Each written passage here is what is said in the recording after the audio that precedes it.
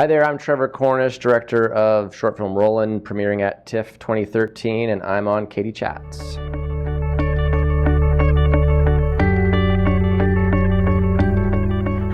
Uhlmann reporting for CHATS in downtown Toronto with writer-director Trevor Cornish. How does it feel to have your short film Roland in TIFF? Amazing. Obviously, any filmmaker would be very happy to have their film premiering at such an event, but a short film is, big international audience. It's pretty great. What was your reaction when you heard the news?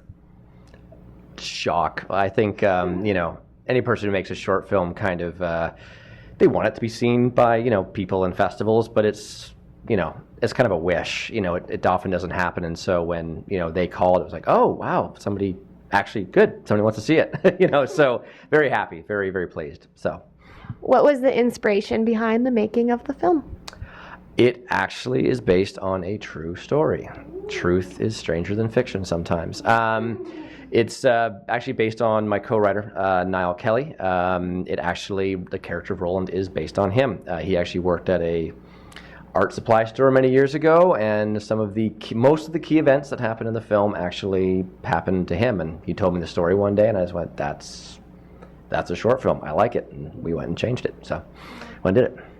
You've made many, many commercials and music videos, and you've been nominated and won many awards all over the world, Cannes, here. What was it like transitioning from more of a commercial medium into short film? I actually did the short film because I had been doing commercials for a very long time, and they're great, I love them, but it's a very restrictive format sometimes, and I just got to a point where I just needed to do something else. It was a longer format, a different story, a longer story, a personal story or whatever.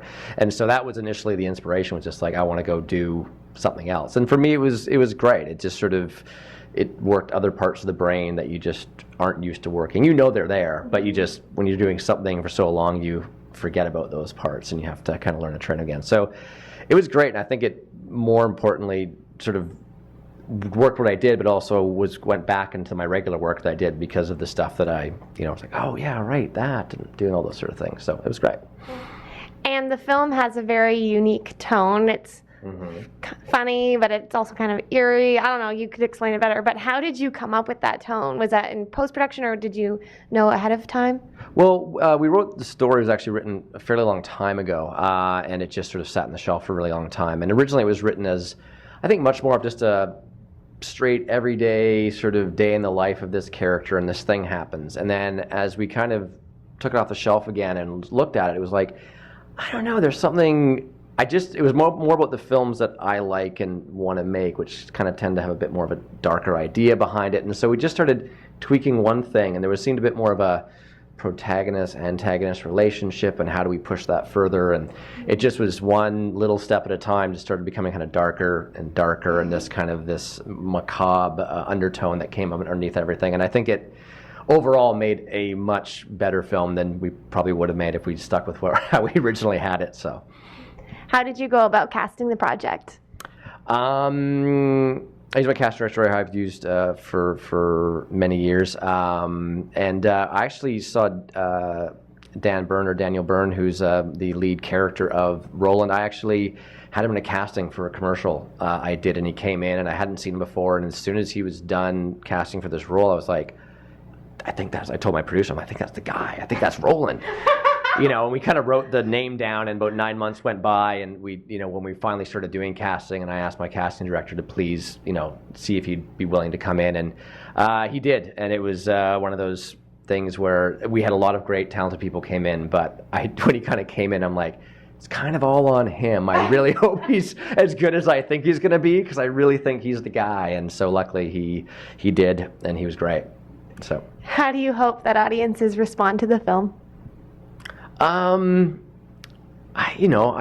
just hope they like it. I know it sounds silly to say that, because everyone hopes that, but I'm just thrilled that the festivals are interested, and people are obviously seeing the screen, and I hope they get a bit of a laugh and a bit of a not a scare, but whatever, a bit of a thrill out of it, and that's entertainment. It's basically it's entertainment, and I hope that's what they get out of it.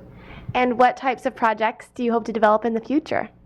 Oh, what are you doing next? The old question. Outside of several commercial and TV things I'm working on the film world anyways. I have another short film that's kind of written and ready to go called A Real Affair that we're just kind of waiting to start some production on. And then a screenplay called The Letters that's mostly done. And then another one that's just has to be kept quiet for now. Yeah. And where is the best place to find out more information on you and the exciting work that you're doing online? About the film, you can go to rolandshortfilm.com or at Roland Short Film for Twitter or Facebook.com Roland Short Film, all those social media things. And about me, TREVORCORNISH.com. Thank you so much, Trevor. Congratulations and have an amazing time at TIFF. Thank you very much. Thank you. I'm Katie Uhlmann reporting for Katie Chats in downtown Toronto.